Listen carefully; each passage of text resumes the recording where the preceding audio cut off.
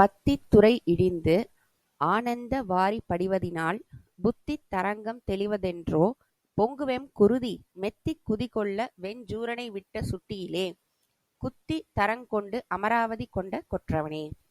இந்த பாடலின் பொருள்: பொங்குகின்ற வெம்மையான இரத்தம் மிகுந்த அலையாக ஓடுமளவு அச்சம் கொண்ட சூரனின்மேல் வேலாயுதத்தை செலுத்தி மேன்மையுடன் அமராவதியை மீட்ட வெற்றியைக் கொண்டவனே, பக்தி வழியில் இறங்கிச் சென்று அதனால் ஏற்படும் ஆனந்தத்தினால் என் மனக் கலக்கங்கள் தெளிவது எப்போதோ.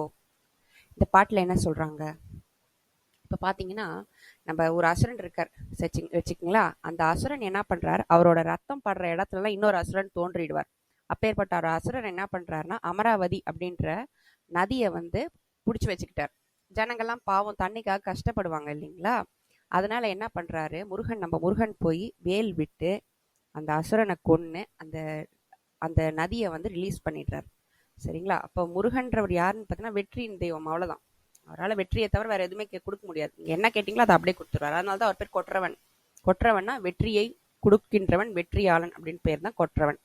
அப்படி இருக்கிறவரை நம்ம பக்தியோட சரணடைஞ்சிட்டோம் அப்படின்னா, என்னைக்காவது ஒரு நாள் சாமி மனங்கிறங்க என்ன பண்ணுவார், நம்ம மன கலக்கங்கள்லாம் தீர்த்து வச்சுட்டு நம்மளை சந்தோஷமாக்கிடுவார் அப்படின்னு சொல்லி அருணகிரிநாதர் பாடுறார். மிக்க நன்றி.